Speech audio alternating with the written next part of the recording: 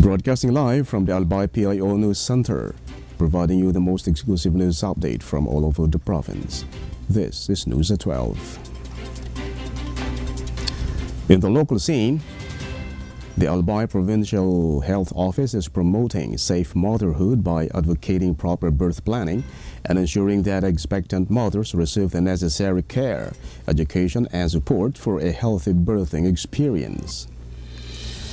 A birth plan should include key details such as the chosen delivery location, contact information for the nearest birthing center and referral hospital, a list of birth attendants and companions, an outline of available community support, designated funds for delivery, a transportation plan, and potential blood donors for transfusion. According to Maria Julian O. Garcia, nurse and PHO Safe Motherhood Program Coordinator, the health sector strongly encourages facility-based deliveries, advising pregnant women to give birth in a birthing center, such as hospital, lying in clinic, or birthing home. Garcia also stated that health workers can support pregnant women by encouraging and assisting them with birth planning, primarily aimed at reducing maternal and neonatal morbidity and mortality. The official also highlighted the importance of pregnant women visiting birth centers and health care facilities for prenatal checkups to ensure they have full access to health services for a safe pregnancy and delivery.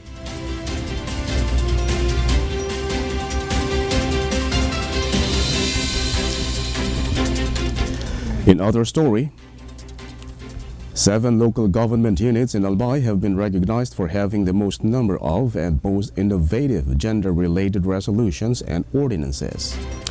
The municipality of Pulangi ranked first among the LGUs recognized for the greatest number of women, children, and gender and development GAD-related legislation, receiving 50,000 pesos, a trophy, and a certificate.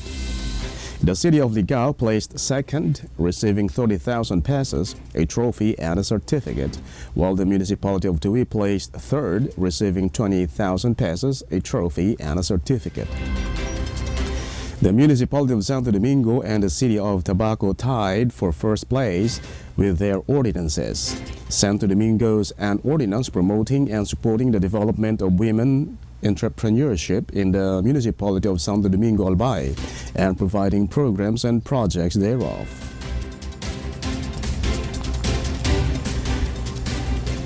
And Tabaco City's Ordinance Number 8019, series of 2023, granting menstrual leave with 50% daily remuneration to all female employees, regardless of their employment status, in both private and public sectors in Tabaco City.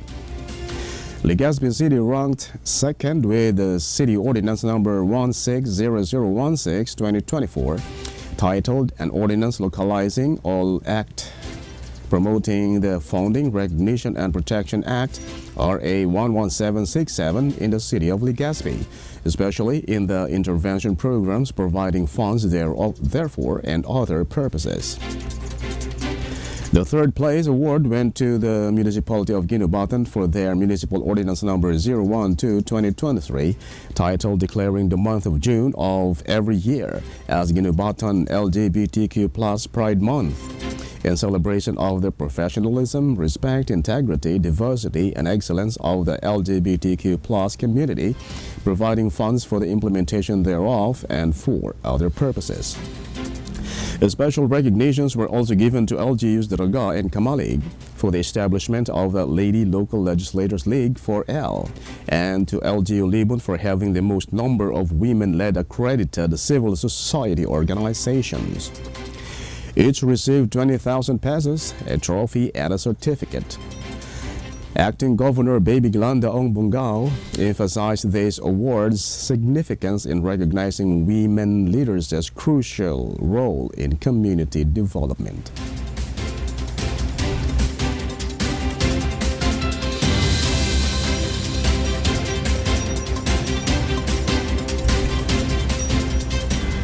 In the national scene, Vice President Sara Duterte provided an update on her father, former President Rodrigo Duterte. She mentioned that he is currently in the hospital at the facilities of the International Criminal Court and has not yet been moved to his designated room. Despite the circumstances, Rodrigo Duterte is described as being high-spirited and has a good appetite, noting that rice is being served. Since his transfer to The Hague in the Netherlands, the vice president has met with her father's legal counsel. On March 12, former President Rodrigo Duterte was charged with war crimes related to his aggressive campaign against illegal drugs during his time as president.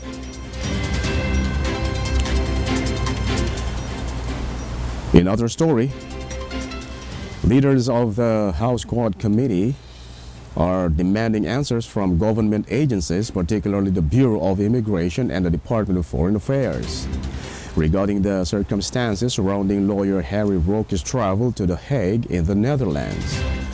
Overall Quadcom Chairman Robert Ace Barbers, the representative for the 2nd District of Surigao, and co-chairman Joseph Steven Paduano of Abang Lingkod Party List noted that Roque, who was formerly the presidential spokesperson for ex-President Rodrigo Duterte, was cited for contempt by a special joint panel around September 2024. The contempt citation included an arrest warrant, which Roque managed to evade for several months. However, he recently appeared in The Hague to support Duterte in his ongoing prosecution for crimes against humanity before the International Criminal Court.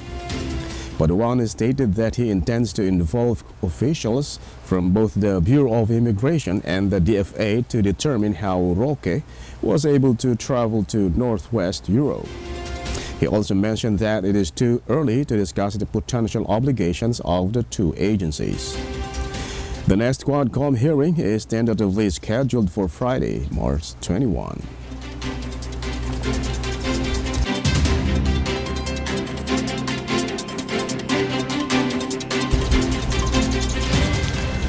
In other news, former Executive Secretary Salvador Medialdea and former presidential spokesperson Harry Roque are not part of the former President Rodrigo Duterte's defense team in the case of concerning Duterte's charges of crimes against humanity at the ICC. Vice President Sara Duterte has indicated that she avoids discussion about these difficulties.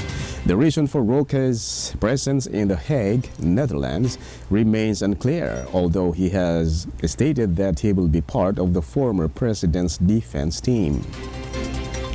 Duterte mentioned that British-Israeli lawyer attorney Nicholas Kaufman will serve as the head of the legal counsel and is expected to collaborate with various lawyers specializing in ICC cases.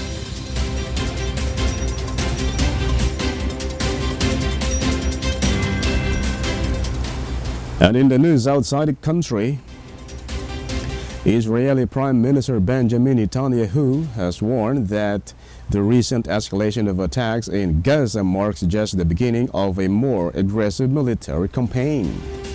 He stated that major attacks will resume in the coming days. Over the past 24 hours, Hamas has experienced the full force of Israel's military capabilities and has indicated that this is only the start. The Israeli strikes aims to pressure Hamas into releasing their detainees. In the last 24 hours alone, Israeli bombings targeting residential areas in Gaza have resulted in the death of 400 Palestinians.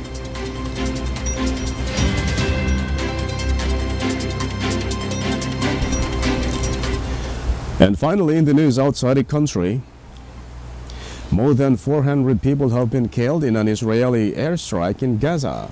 According to Palestinian health officials, these strikes could end a 2-month ceasefire. Israel carried out the airstrike to pressure Hamas into releasing all of its detainees.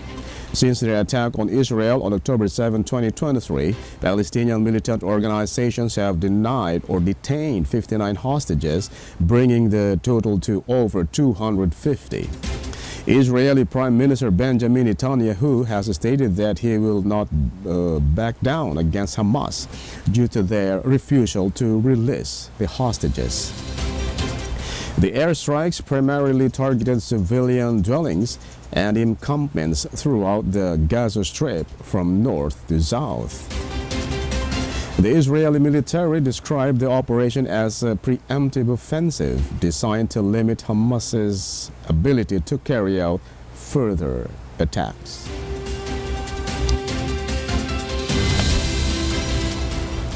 And that's all for the news at 12, March 20, 2025. We'll be back tomorrow for more news updates. And thanks to our news writer, LJ Lurejo and Dan Rocchion. And on the technical side, Tad Bobis. Of course, our Provincial Information Officer, Mary Luduga Castillo, and under the supervision of our Governor, Baby Glenda Olbungao, I am Greg Hallare. Thank you for subscribing.